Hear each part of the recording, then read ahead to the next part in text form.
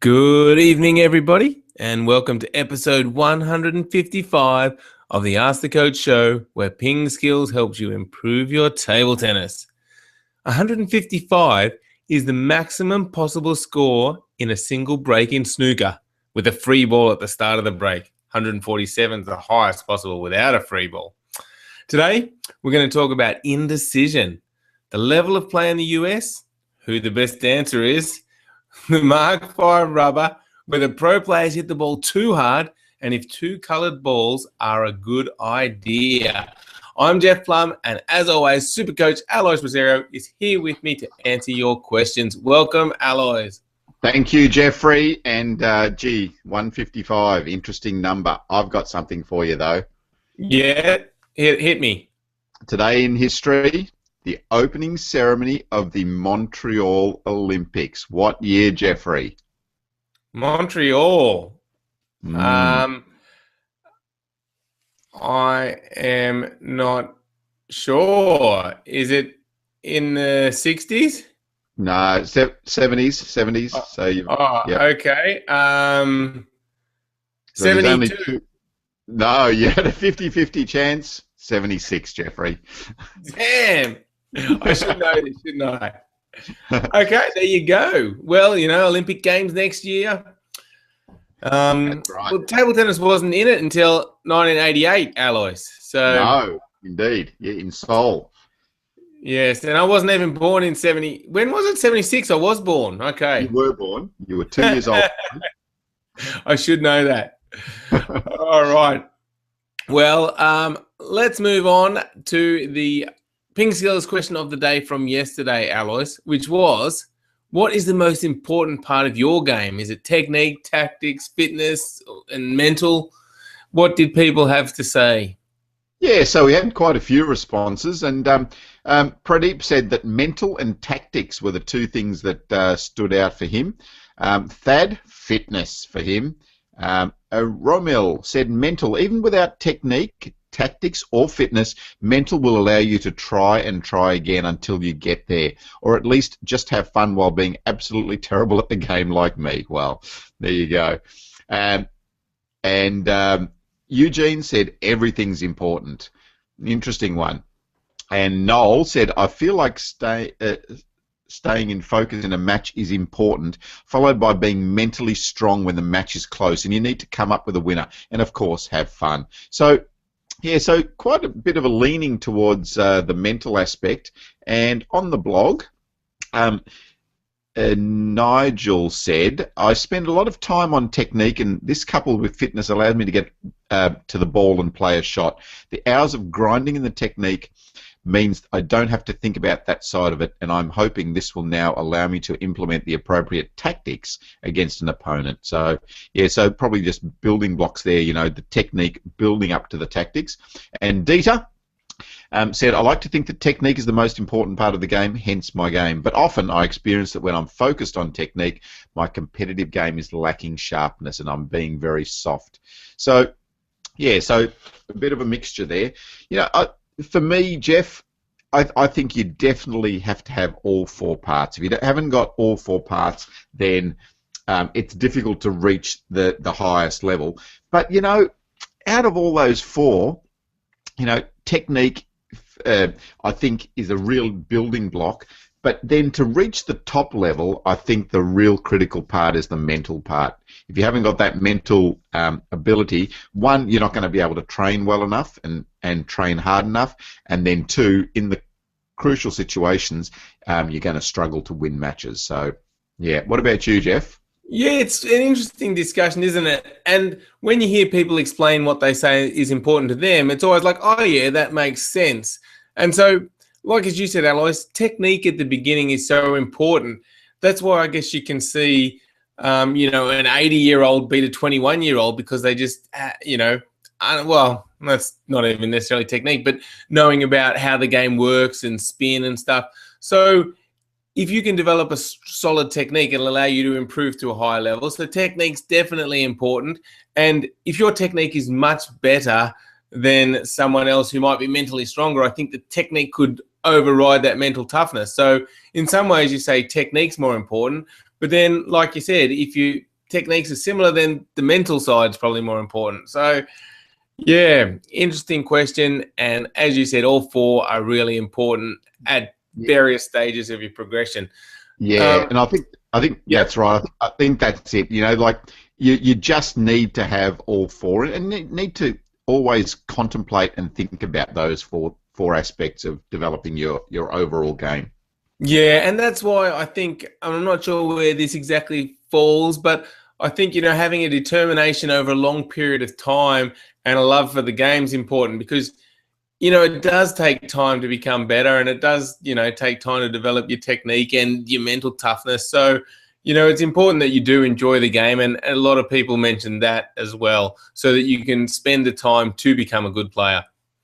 Yeah, and I think exactly, and I think that the thing that I always bang on about is that if you don't have the right mental approach, then you're just not going to be able to persevere and train properly. And if you don't train properly, then you can't improve. So yeah, just along the same lines as what you were saying there, Jeff. Excellent. All right, well, let's move on to the PingSkills question of the day, which is slightly different. It is, what is your favorite football team? So as always, jump onto our Facebook page, facebook.com/PingSkills, or on our blog, leave a comment. We'd love to hear, what is your favorite football team? All right. Now, just before we get onto the questions, Alois, I want to say that in about 3 minutes' time, the Rubik's Cube World Championships 2015 get underway in Brazil. So, Well, what are you doing there, Jeffrey? What are you doing there? Aren't you in? Are you in or are you not? I'm not in. Sorry. No. Okay. I'm miles from being able to be competitive in the Rubik's Cube World Championships. But yeah, get on board. Check out the Rubik's Cube World Championships. Unbelievable what those guys can do with the Rubik's Cubes. All right, let's get stuck into some table tennis questions, though, Alois, because that's why we're here. First up, a good one from Noel, who says, "Hi, Alois and Jeff. Sometimes I get caught whether to block or loop the fourth or fifth ball, and that indecision gets the ball into the net for me. How can I avoid getting into this situation? Is it a matter of stepping back and start a rally, or is it trying to block wide? Have you got any tips for Noel?" Yeah, interesting one. So, a couple of things come up there. So one is the indecision. So, why does that indecision happen? Perhaps if you're not watching the ball as well, then maybe you don't get or you don't make that clear decision early enough. So perhaps that's one thing you can think of. But I think the other thing is, you talk about moving backwards. Maybe not. Maybe that gives you a little bit more time to make the decision. But I think also just think about having a really strong mindset of topspin being your first option. If topspin's your first option, then you can always fall back to blocking it if you don't have enough time. So, yeah, just a couple of thoughts there. What about you, Jeff? I'm not really, set on anything there. Yeah, I like the idea of what you said about top spinning being your first option, because then you're in the mindset of top spinning, and it's only if you then get caught out for time or something that you'll just make a block. So yeah, I think just have a bit more of an attacking mindset would help out. Yeah, and yeah, I just had another thought. So the other thing is to think about your progression of strokes as well. So, and what your strokes look like. So if your block looks like, this, and your topspin looks like this, then you've got different starting positions and different decisions to make. If your block and your topspin are just all extensions of each other, then I suppose it just makes that decision a little bit easier to make. So if you've got more time, then you can extend it. If you've got less time, then you make a smaller stroke. So perhaps, yeah, and that's something that we try to help you with as well with our strokes and technique lessons. Yes, indeed. Good advice. Hopefully that helps you out, Noel. All right, now Mike D has jumped on using the Google Q&A app as well and asked a question live on the show. So thanks, Mike. He says, Hi, a new premium member here. A big smiley face. Welcome aboard, Mike. He says, compared to other players around the world, there's a huge gap on the level of play in the United States. How can the US become more competitive with the rest of the world? Big question. You know, I think it starts with the structure in the country, and it starts with how much training can be organised and how much organised training, and then the having the steps in place for players to move up as well. So, not having been to the US and seeing it firsthand, but my impression is that there's a lot of different little clubs out there, and then there's academies, and there's a lot of separate type of training happening, but perhaps it isn't a cohesive approach. So I think that's probably something that we really need to start to think about. And Australia's similar. A lot of other countries are very similar. So perhaps just really thinking about what is the pathway that is there for players as they're starting out, and starting to put things in place that are really solid pathways for those players. This is where you start. This is the club. If you're doing well at the club level, then this is what happens next. You play at this level. There's an academy there for you to train at. If you're doing well in that level, then you move on to your state level, or your region, or whatever it is. So I think structure is really one of the key things for a lot of countries, not just the US. Yeah, it's a really big question, isn't it? And I guess the US has the advantage of population, so you've got a big talent pool to choose from. But I guess it might be similar to Australia, whereas table tennis might not be the first choice for a lot of your, most talented players. So I guess there's one thing's definitely you need a structure in place, but then also you need to be able to be getting the sporty people involved in table tennis as well. So, there's lots of different ways. Yeah. Yeah, so that definitely comes from higher level, doesn't it? I mean, and I think that comes with promotion and overall promotion. So ITTF are definitely doing better on the world level of promoting the sport, and I think that's where it has to come from. It has to come from the international level and filter down with the promotion, so that table tennis is just a bigger sport worldwide. Kids at a young age know about table tennis, and it's a thought that they have that table tennis is an option of a proper sport that they can move into. So, and as I said, the ITTF are doing a lot better with that, I think, over the last couple of years, definitely, in promoting table tennis as a sport. Yeah, certainly. Yeah, doing a great job, ITTF now. So, yeah, thanks for the question, Mike. And if anyone else has any thoughts, leave a comment on our blog. Love to hear your thoughts on that. Now, here's another question from Noel Alois, and we definitely need some feedback from our listeners here. Noel says, who is the better dancer? Is it Alois or Jeff? What do you think, Alois? You obviously haven't seen me dance. Well, but you obviously, yeah, I would say better. I mean, better is definitely like a relative term, isn't it? I think you just don't like this question because you started to cut out a bit, Alois. But I've got an excellent moonwalk, but I don't think I'm going to be able to demonstrate it on here. And for the podcast, people listening on the audio podcast, they're not going to just see how good this moonwalk is. But Jeff, you just look like you're walking backwards. That's not a moonwalk. That's terrible. It's brilliant. I'm just awesome at it. I should get some Billie Jean playing while I do it. Then it would really go down well. Yeah, the person that does dance best is probably Panda. It's not a person, right? But Panda is definitely the best. Is definitely the best in the PingSkills stable.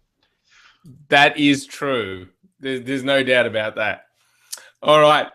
Next up is a question from Akash, who says, is Mark V a suitable rubber for the new plastic balls? And is it because Mark 5 rubber has the least price and comfortable for us? But Akash is a bit concerned that Mark 5 is not suitable against the new plastic balls. All right, here it is. So I don't think there's any rubber that is particularly suited to the plastic balls or the celluloid balls. Mark 5 is a good rubber. It's a good control rubber. It generates a lot of spear, enough spear and all that sort of stuff. You know, there's Mark 5, there's Shriver, there's a whole lot of rubbers that are all good at that level. I wouldn't go changing your equipment because of the plastic ball necessarily, unless we see something, you know, really different come out. So don't go worrying about your equipment with this plastic ball. Just worry about your training. I honestly don't believe that there's going to be a huge difference with anything. Yep, perfect advice. Hopefully that answers your question, Akash. All right, next up is a question from Mark who says, do you think any pro players would do even better by reining in their game? I see so many points lost, just barely missing the edge of the table. But it's hard to say whether a softer shot would just invite a heavier counter-attack. What are your thoughts, Alois? Yeah, this is a good one. So I definitely think that there is a place for a slower ball, even by the pro players. So I think, you know, when we're talking about reining it in, we're not talking about lobbing the ball back to them. We're just talking about a little bit of variation with the speed and spin. So if you can start to implement a little bit of variation with speed and spin, it doesn't have to be much variation, but it does throw the timing out of the other person. And I really believe, even at the top level, that this is something that can be more effective. Yeah, definitely. Yeah. So, I mean, at the Australian Open, Alice, when we were commentating, we saw, you know, that slower ball was effective. So some of the top players are using it. Are there any players that come to mind immediately that you think, oh, they should use it a little bit more? Or is it just more just a general feeling? No, I think it's just a general feeling of all players. Yeah, so, you know, I mean, when we look at the top level, Ma Long, Zhang Zike, Zhu Xin, perhaps Zhu Xin, you know, because the amount of spin he plays with, and yeah, I can see the slower ball being really effective for him. Yeah, but I don't really have anyone in particular in mind, but I think just in general, I think it's something that probably isn't used enough. Yeah, and you don't mean slow down every ball. You just mean just like every now and again throw up a slower, spinnier ball just to confuse the opponent. Yeah, exactly. Absolutely. Yeah. I mean, they're so good at that top speed, aren't they? I mean, they can sit there and play and trade, you know, loop to loop at, you know, 150k an hour, like it doesn't matter. I mean, we've all seen the point of the century. I mean, the balls there were just like flying so fast, and both those guys had no problems at all coping with the speed, you know, like, but perhaps, you know, just one that was a little bit slower in there can muck up the rhythm. Who knows? Yeah, interesting. Yeah, and thanks for the question, Mark, and good to see you, you know, thinking about tactics and, you know, taking in little subtleties of the game. Great mindset there, Mark. Next up is a question from Ma Sin, who says, 2 coloured balls in the Chinese league. He thinks that it was a great idea for the sport, but why didn't it work? The pros were having more information on spin on the serve for the receiver, so hiding or disguising of the serve weren't as much of a big deal, and he reckons there were longer rallies to watch. So what do you think about this 2 coloured ball rule that they used in the Chinese league a while back, Alois? Yeah, I want to see it more. I want to see it utilised a bit more in different places and just see what the effect really is. I quite like it. I like the idea of, you know, just simplifying things, especially for the audience. I mean, I don't know whether that would necessarily simplify things for the audience, but I think it's worth more of a more exploration than just a trial. Who knows? I mean, the other thing is, you know, like, can we start to get some more information for the spectators on just the speed of the ball and the spin on the ball. I mean, a big thing in tennis, isn't it, is the speed of their serve, and everyone looks at the speed of the serve and wow, it was 225 k's an hour. Wouldn't it be good to see that in table tennis as well? So that winner by Ma Long was hit at 180 k's an hour, and I think those sort of things would add to the spectator experience of the game as well. And wouldn't it be good to be able to in some way measure the spin on the ball? That would be amazing, because then the general public could really get a feel for what's going on with the ball, because at the moment they just can't see it. They just can't see that the ball's spinning ridiculously fast, and I mean, the best players in the world are making simple mistakes, or seemingly simple mistakes, by just putting the ball into the net. What the audience can't see is that spin. The coloured ball, or the ball with two different colours on it, is an attempt, I suppose, to try and simplify that. But yeah. Yeah, I haven't seen much of the two-coloured ball, but when we've sort of experimented with it in some of our videos, Alice, it's good in some ways, but then as soon as the ball starts spinning, if it's spinning a little bit or a lot, it just kind of looks like a blur. So I don't think it really distinguishes between, medium spin and heavy spin that easily, certainly between no spin and heavy spin. So it's kind of a step in the right direction. I don't see why you wouldn't use it, but does it go all the way? I'm not sure. And then, yeah, I like your idea about the spin on the serve, because say, Ma Long does a serve and it says, oh, that was, 1,000 revolutions per minute. That would be great information. And then you say, oh, this one was like 2 revolutions per minute. And you'd go, oh, he was trying no spin almost. And I know with the cricket, Alice, which is on now, go Aussies coming back against the English. We haven't mentioned the Ashes yet because we lost the first test, but we're looking good so far in the second. But in the game of cricket, Alice, when the spinners come on, they have like this, I think they call it a revolution meter, and they see how much the spinner is spinning the ball through the air. So that technology is possible. So to utilize that in table tennis would be a great idea. Yeah, it certainly would be, and yeah, it's just, I suppose it's demystifying the spin on the ball for the spectator. I think that's really important moving forward to make table tennis even more watchable. Yeah, exactly. I remember the cricket commentators saying, "Oh, he got that into the red zone with his spin. It was just so much spin on the ball." So yeah, that information on the serve when you're watching a match would be really, really interesting. All right, thanks for the question, Marcin. Well, that wraps up episode 155 of the Ask the Coach show. Make sure you go to the PingSkills.com website, sign up for our free newsletter. We send out heaps of tips. We've got lots of videos on all the basic strokes.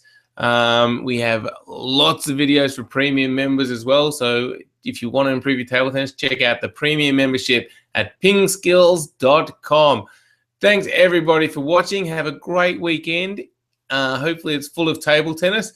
And Alois, thank you very much for your words of wisdom. Thanks, Jeff. And can we leave with a little bit more moonwalking, perhaps? Oh, that's a great idea. All right, see you, everybody. Bye.